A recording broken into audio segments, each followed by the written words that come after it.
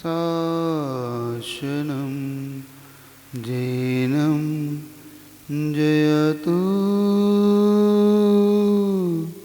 शासनं। बोले देवादिदेव चिंतामणि पार्श्वनाथ भगवान की, जगत पूज गुरु विद्या सागर जी महाराज की, आचार्य प्रवर कुमुद चंद्र मुनि महाराज की, कल्याण मंदिर स्तोत्र विधान की।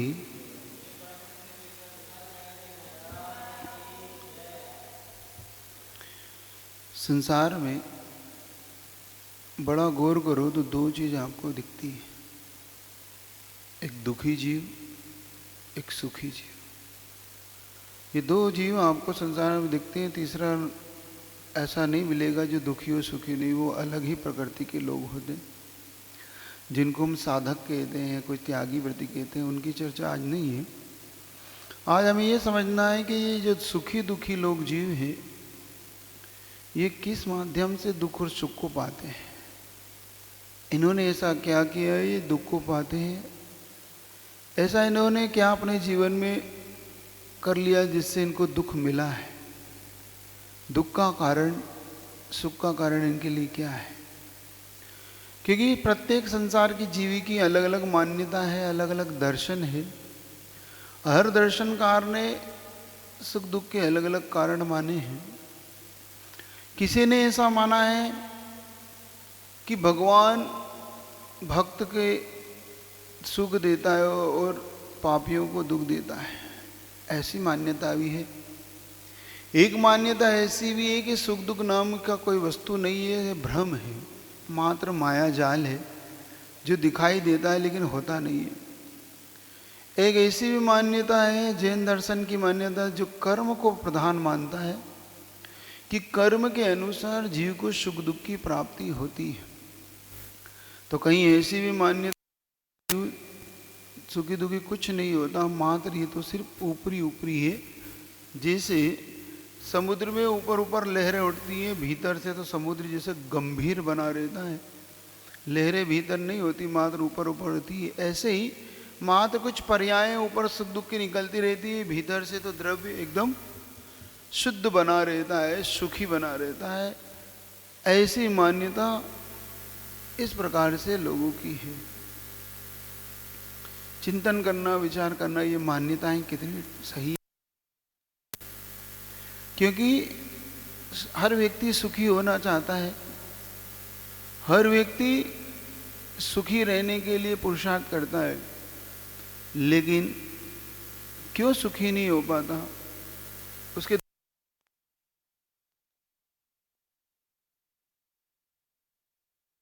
विचार आता है कि हम जब दुखी होते हैं और दुखी होने के कारण हम जब पुरुषार्थ करते हैं उस दुख से छूटने का, तो हम कुछ धर्म की क्रियाएं भी करते हैं, कुछ दया की क्रियाएं भी करते हैं, और कुछ अच्छे कार्य करने के लिए हम प्रेरित होते हैं उस दुख से। और जब हम सुखी होते हैं तो जब हम सुख में सारी चीज भुला देते हैं, सारी चीज को गौण कर देते हैं, अहम भाव से भर जाते हैं, राग द्वेष से इतने लिप्त हो जाते हैं हम दुख के कारण, सुख के कारण, कि मेरा जैसा कोई नहीं, एक अहम भाव, मत का भाव आ जाता है। हम दूसरों के प्रति अभिमान, मान आने लगता है हमारे अंदर, और वही मान, वही अहम का भाव, वही दूसरों के प्रति जो अपमान का भाव मन में आता है कि कहाँ मेरे आगे लगता है, ये भाव हमें पुनः नीचे की ओर ले आते हैं और हम पुनः दुखी हो जाते हैं। और दुख में हम देखो, दुख में ठीक विपरीत होते हैं। दुख में हम नम्र बन जाते हैं, क्यों? क्योंकि दुख से छुटकारा पाना चाहते हैं। दुख में हम प्रभु की भक्ति करने लगते हैं। देखो, हम संकट आता है तो हम कितनी ज़्यादा भक्ति, इस कोरोना काल में जितने ज़्यादा विधान हो रहे, जितनी जा रही है शांति धारा, जितनी धारा माला फेरी जा रही है, जितने ज़्यादा भक्ति बड़ी, मैं समझता हूँ शायद अच्छे काल में नहीं फेरी गई थी माला। कोरोना काल में बहुत लोगों ने खूब माला फेर रहे हैं कि परिवार बचा रहे, शांति बनी रहे, हमारे परिवार में कोई रोगी ना हो, रोगी हो जाता है तो भगवान इसका रोग दूर हो जाए। ऐसे ऐसे क्या क्या नहीं करता वो। उससे कोई ये कर लो, बिल्कुल मंजूर है, बस ये रोग दूर हो जाए, कैसे भी करके ये रोग छुटकारा मिले इस रोग से। किसी का अगर परिवार का हो जाए किसी को कोरोना, फिर देखो तुम वो कितनी शांतिदार आए, कितनी जाप, कितना आशीर्वाद लेता है। महाराज के पास संकेत भिजवाएगा, महाराज से बोलो आशीर्वाद दे। गुरु जी के पास संकेत भेजाएगा, गुरु जी आशीर्वाद दो। भगवान के पास नरियल चढ़वाएगा कि भैया तुम मेरी तरफ चढ़ा दो। यूं कभी चढ़ाया नहीं, चढ़ाया उसने शायद, लेकिन उस दिन तो जरूर चढ़वाएगा। क्यों? क्योंकि उसे इस रोग से दूर होना है। और जब वो सुखी होता था, जब वो बहुत दुकान उसकी खूब चल रही थी, खूब धन आ रहा था, कोई रोग नहीं था, स्वस्थ था, बिल्कुल कोई कमी नहीं थी, तब उससे कहा कि चलो भाई अपन एक बार भगवान के दर्शन कर आए। ये समय नहीं है अभी, चलो भाई एक काम करो, आज आचार्य श्री के दर्शन कराए, गुरु जी के दर्शन कराए, महाराज जी के दर्शन कराए, आशीर्वाद ले आए। क्योंकि तुम ही कराओ, मेरे पास समय है ही नहीं, समय नहीं है मेरे। मुझे तो इस समय फैक्ट्री जाना है, इस समय मुझे दुकान जाना है, इस समय तो सीजन का समय है। ये मई है ना, मई या अप्रैल मई, ये सब सीजन के समय हैं इन लोगों के। और इस समय लॉकडाउन लगा है, सब शांति से बैठे। और अगर इस समय महाराज कह दें कभी कि देखो इस बार थोड़ा सा अब यात्रा निकलनी है, थोड़ा दुकान बंद कर लो, देखो इन बनियों के मुँह कैसे सूझ जाते हैं। जैन समाज में देखो इन लोगों के कैसे मुंह ऐसे हो जाएंगे, महाराज को ऐसे घूर के देखेंगे वो लोग, बल्कि कितने बड़ा शत्रु है ये। ऐसे सीजन में महाराज आपका दिमाग खराब हो गया। ऐसे सीजन में महाराज जी आप दुकान बंद करने की कह रहे हो। आप इस समय महाराज, अभी हमने सरदना में यात्रा निकाली, यात्रा, और समय हम लोग सिर्फ एक दिन की यात्रा थी वो, कि सरदना से बरनावा तक आना था। और एक दिन की यात्रा में हमने सबसे आह्वान किया सरदना के समाज से और आसपास समाज से कि भाई कम से कम सरदना के समाज से तो क्या कि कम से कम आज के दिन दुकान बंद रखना, क्योंकि सुबह यात्रा शुरू होगी और शाम तक यात्रा चलेगी। अपने को 22 किलोमीटर है और एक ही दिन में पहुंचना है अपने को। देखो उन जैनियों के मुंह जो बहुत समर्पण थे उन्होंने तो हाँ हाँ महाराज बिल्कुल हाँ। और जिन जो बिल्कुल देखो वो कैसे ऐसा है, मतलब समझो कि उनके बहुत बड़ी आफत आ गई हो दुकान बंद करने का। महाराज जी दुकान बंद करने का कह रहा है, कैसे होगा, ये तो संभव ही नहीं है, दुकान बंद हो ही नहीं सकती। आज शुक्रवार है, कल शनिवार है, ऐसे कैसे हम कर लेंगे, फिर 2-2 दिन दुकान बंद होगी, 2 दिन फैक्ट्री बंद हो जाएगी, 2 दिन हमारे लिए बहुत कठिन हो जाएगा। बहुत उन्होंने बहुत उस समय कुछ लोगों ने तो बस समझो कसम ही खा ली थी कि महाराज के पास अब जाना ही नहीं है कभी, कि ये महाराज तो बहुत बड़े शत्रु हैं, ये तो बहुत समझो कि उनने तो ऐसा समझ लिया था कि हम महाराज के पास नहीं जाना। और जब वहाँ से हम यात्रा करके यहाँ आ गए, यात्रा करते बड़े गांव पहुँच गए, बड़े गांव से हम लोग खेकड़ा पहुँच गए और पुनः वापस बड़े गांव आ गए, तो अब बार बार संकेत महाराज कोरोना के कारण 1 महीने से ऊपर हो गया, महाराज जी फैक्ट्री भी बंद है और दुकान भी बंद है, बहुत पीछे लगे रहो बेटा। उस दिन 1 दिन का कहा था तुमसे धर्म के लिए तो माने नहीं, कर्म ने तुम्हें 1.25 महीने दुकान बंद कर ली और तुम अभी भी हाथ जोड़ के तैयार हो कि हाँ बिल्कुल नहीं खोलेंगे, खोलना ही नहीं है दुकान, तो खोलेंगे तो मरेंगे। देखो तुम मतलब तुम उनसे सुख दुख से डरते हो, मतलब उस समय डर है तुम्हारे, तुम्हें मृत्यु रूपी दुख तुम्हें डरा रखा है। कहते ना महाराज की बात समझ में नहीं आती इनको लोग, इन लोगों को गुरु की बात समझ में नहीं आती, इनको कर्म की भाषा समझ में आती है। एक बार दृष्टांत दिया था, आपको याद होगा मैंने, कि एक बार क्या हुआ, एक गुरु और शिष्य दोनों आपस में बैठे हुए चर्चा कर रहे थे। शिष्य गुरु से कहता है कि गुरुदेव मुझे आज अर्जेंट जाना है। कहाँ जाना है? गुरु ने कहा कहाँ जाना है?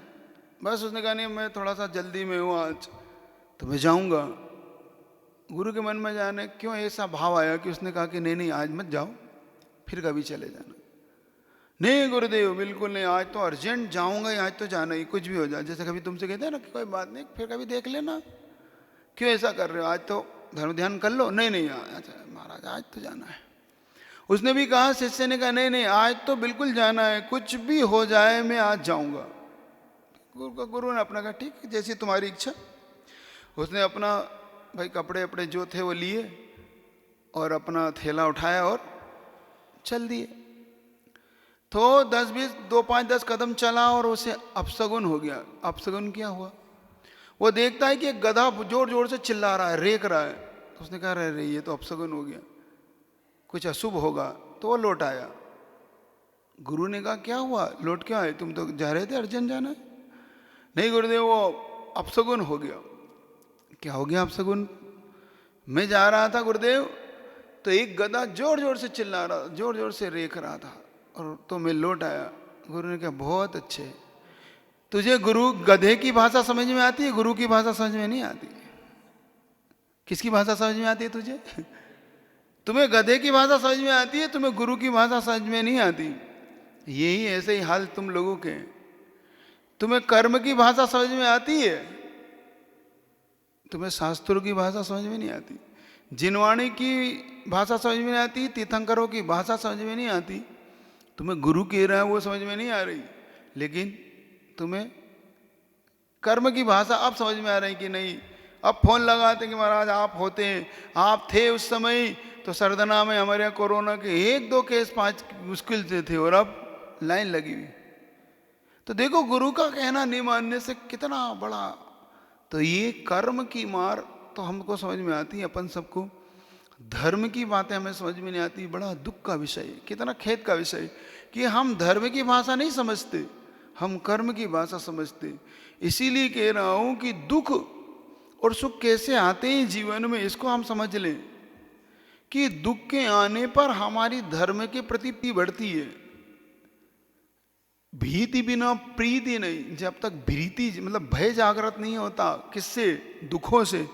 जब तक दुखों से व्यक्ति का भय जागृत नहीं होता, तब तक उसे धर्म के प्रति प्रीति होती ही नहीं, उसका भाव बढ़ते ही नहीं, प्रेम बढ़ते ही नहीं। और जब उसको सुखी होता है तो देखो धर्म करना ही नहीं चाहता। ये अंतर है दुख और सुख का। वो कैसे होता है हमारे जीवन में, दुख सुख कैसा आता है? दृष्टांत दे रहा हूं। दृष्टांत पकड़ना, दृष्टांत एक देश होता है, उसको पकड़ने का पुरुषार्थ करना। एक इंजीनियर 8-10 मंजिल का एक मकान बनवा रहा था, किसी का था, उसने कहा कि वही ठेका लेके बना रहा था मकान। और वो इंजीनियर जब मकान बना रहा था, तो जब उसके 4-5 मंजिल का मकान जब उसकी सिले पे ढल गई 5 मंजिल की, और नीचे एक कर्मचारी उसका काम कर रहा था कुछ। अब इंजीनियर जो मेन इंजीनियर था वो 5वीं मंजिल पे खड़ा होता, उसे अचानक उस कर्मचारी से कुछ काम याद आया कि इसको ऊपर बुला के काम समझा देता हूं। अब कर्मचारी को बुलाऊं कैसे? तो उसने एक जेब में से 500 का नोट निकाला, उसकी घड़ी बनाई, ताकि उसकी तरफ उछालूंगा तो ये ऊपर देखेगा, और ऊपर देखेगा तो इसको ऊपर बुला लूंगा। उसने 500 रुपये की ऐसे नोट की घड़ी बनाई और उसकी तरफ फेंका, वो नोट उसके सामने जाके गिरा। और देखो उसने, जो कर्मचारी था, उसका एकदम निगाह पड़ी उस 500 नोट पे। उसने इधर देखा 500 नोट जेब में रख लिया, ऊपर देखा ही नहीं उसने। अभी जी ने कहा ये क्या हो गया? फिर उसने एक और 500 का नोट निकाला कि कम से कम अब देखेगा कहाँ से आ रहा, कहाँ से गिर रहा है, ये कम से कम इतना तो देखता है ना कोई, भाई कहाँ से गिर रहा है। लेकिन उसने फिर 500 का नोट जब फेंका तो पुनः उसने 500 का नोट जेब में रख लिया, देखा ही नहीं उसने ऊपर। उसने कहा गजब हो गई। अब उसने एक कंकर उठाया, अब उसने एक कंकर उठाया और कंकर उठा के उसकी ओर उछाला, जैसे उसके सिर पे जाके लगा वैसा दिखता। ऊपर आ जा भाई, जब मैं तुझे 500 के नोट से बुला रहा था तो तू नहीं आ रहा था, ये कंकर से उछाल दिया। तो देखो हम भी, हमारी गति भी ऐसी ही है। जब भगवान हमें सुख देता है तो हम भगवान की ओर नहीं देखते। जब भगवान हमें सुख देता है तो हम कहीं नहीं देखते, हम तो अंदर कर लेते हैं सुख को। और जब भगवान हमें दुख देता है तो है भगवान ये क्या हुआ, देखते कि नहीं देखते अपन? हम भगवान की ओर ऐसी दृष्टि लगा के देखते हैं कि भगवान ये क्या हो गया। हमारी दशा ऐसी ही है। हमें यहीं से अपने आप को बदलने का पुरुषार्थ अब करना चाहिए। हमें यहीं से विचारों चिंतनों की गति करना चाहिए। अब हमारा चिंतन इस गति में दौड़ना चाहिए, हमारा चिंतन अब ऐसा होना चाहिए कि अगर इस सुख दुख से हम कैसे ऊपर उठ सके, हम किस प्रकार से इस सुख और दुख की बात को हम समझ सके। कुछ नहीं है, हम इस सुख दुख की इन दोनों क्रियाओं को हम समझ लेना तो हम दोनों से ऊपर उठ के अध्यात्म की जब दृष्टि अपने ले आएंगे, अध्यात्म और किसी का नाम नहीं है। आध्यात्मिक व्यक्ति सुख और दुख में जो समान समभाव रखता है उसी का नाम अध्यात्म है। अध्यात्म क्या वस्तु है? अध्यात्म को इतना क्लिष्ट मत बनाओ। अध्यात्म है ही ज्ञेय ज्ञायक भाव रखने का नाम अध्यात्म है। ज्ञाता दृष्टा बन जाने का नाम अध्यात्म है। हम जब व्यवहारिक जीवन जीते हैं तो हम भेद करते हैं, और जब हम आध्यात्मिक जीवन जीते हैं तो अभेद करते हैं। ये हमारा जीवन है। जीवन शैली हमारी दोनों प्रकार की होना चाहिए। हम व्यवहारिक जीवन शैली भी और आध्यात्मिक जीवन शैली भी। जब हम व्यवहारिक जीवन जीते हैं तो हम भेद करके जीते हैं। ये तेरा है, ये मेरा है, ये मेरा बेटा है, ये तेरा बेटा है, ये मेरी दुकान है, तेरी दुकान है, ये तेरा है भोजन है, ये मेरा भोजन है। हमेशा व्यवहारिक जीवन है हमारा, ये बंटवारा करता है। आध्यात्मिक जीवन हमारे लिए अभेद कर देता है। ये किसी का नहीं है। तुम में हो, पदार्थ पदार्थ में है, स्वयं ये जीव जीव आत्मा में, तुम हो, पुद्गल पुद्गल है, जीव जीव है। इसी का नाम अध्यात्म है। वो ज्ञेय ज्ञायक भाव रख देता है कि देखने की दृष्टि बदल देता है अध्यात्म। अध्यात्म और कुछ नहीं करता। अध्यात्म उस वस्तु तत्व के प्रति हमारे अंदर एक ऐसा भाव उत्पन्न करता है कि हम वस्तु को अभेद दृष्टि से देखते हैं, कि उसमें भी एक महासत्ता दिखते हो। महासत्ता का भाव आने लगता है हमारे अंदर कि नहीं, ये मुझसे अलग भिन्न नहीं है, ये सब सम है। जैसा जीवात्मा मेरे अंदर है, ऐसी जीवात्मा उसकी, बस वो देखता है कि इसको कष्ट दूंगा तो मुझे भी कष्ट होगा। अध्यात्म ऐसा बना देता है। इसी का नाम अध्यात्म। वो गति अध्यात्म और कुछ वस्तु नहीं है। कुछ यदा कदा आध्यात्मिक शील लोग होते हैं ना, वो अध्यात्म नहीं है। वो तो अध्यात्म का सिर्फ व्यवस्था को नहीं समझने से ऐसा करते हैं। नहीं, अध्यात्म बहुत ऊंची चीज है। आध्यात्मिक व्यक्ति ऐसा होता है, वो अभेद दृष्टि से देखता है। वो देखता है इसको कष्ट हो रहा है, ये मेरा कष्ट है, इसका सुख है, ये मेरा सुख है। मतलब उससे ईर्ष्या नहीं कर। देखो, कष्ट में उसका कष्ट है, ये मेरा कष्ट है, क्योंकि मैं भी जीव हूं, ये भी जीव है। महासत्ता देखता है। जीव आत्मा एक है। और दुख सुख भी होता है तो ईर्ष्या नहीं करता कि उसे वो इतना सुखी क्यों है, मैं इतना दुखी होता। नहीं, ये मेरा ही सुख है। ये सुखी है तो मैं सुखी हूं, ये दुखी है तो मैं दुखी हूं। अध्यात्म दृष्टि ये कहलाती। तो सुख दुख की जो परिभाषा हमें समझने को एक बार हमारे दिमाग में आ जाए तो हम सुख में भी भगवान को फिर नहीं भूलेंगे। ये कर्म रूप जब सुख हमारे सामने होता है तो हमारे दिमाग में ये बात आती है कि ये जब कर्म के द्वारा ही हम सुखी हुए हैं तो ये कर्म भी एक दिन चला जाना है, निर्जित हो जाना है। जब ये चला जाना है तो हम पुनः दुखी हो जाएंगे। तो हम ऐसा काम क्यों करें? और अब करना ही तो पुण्य वर्गणा ही क्यों ना बढ़ाएं हम। और दुख आता है तो वो एकदम संक्लेशित नहीं होता। क्यों? क्योंकि सोचता है कि जब मेरे लिए सुख भी नहीं रहा तो ये दुख भी नहीं रहेगा। ये दुख भी तो एक कर्म प्रकृति ही है। वो दुख आने पर फिर वो शांत भाव से उसको सहन कर जाता है। सुख दुख दोनों को समझ लेने से अभिमान और ग्लानि से दोनों से ऊपर उठ जाता है। सुख में आदमी अभिमान से भरता है, मद से भरता है, ईर्ष्या से भरता है लोग। और दुख में आदमी ग्लानि से भरता है, अपने आप को हीन भावनाओं से भर जाता है। लेकिन जो दोनों से ऊपर उठ जाता है, वो दोनों को कर्म प्रकृति मान के चलने लग जाता है, तो वो फिर दोनों से ऊपर उठने के लिए अपने आप को ऐसा बना लेता है, आध्यात्मिक दृष्टि ले आता है। वो अपने आप को सुख दुखों से ऊपर उठाने लग जाता है। तो आज अपन ने एक बात समझी, निकल के सारभूत बात अपने सामने ये आई, सुख और दुख ये दोनों कर्म प्रकृति रूप ही है।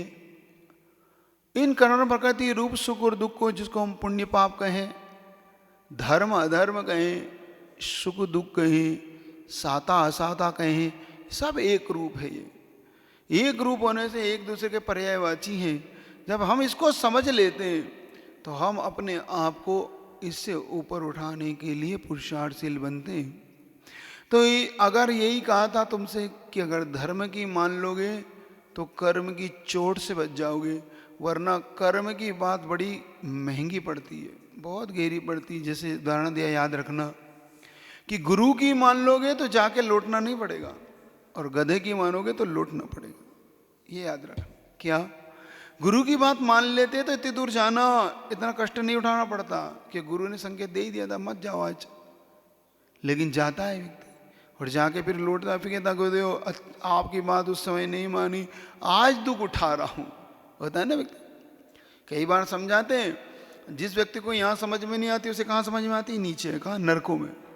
नरकों में समझ में आती कि गुरुदेव बचाओ, उस समय आपने कहा था, हे भगवान आपने उस समय अपनी दिव्य देवनी में कहा था ये काम करने से नरक था, अब मैं फंस गया उलझ।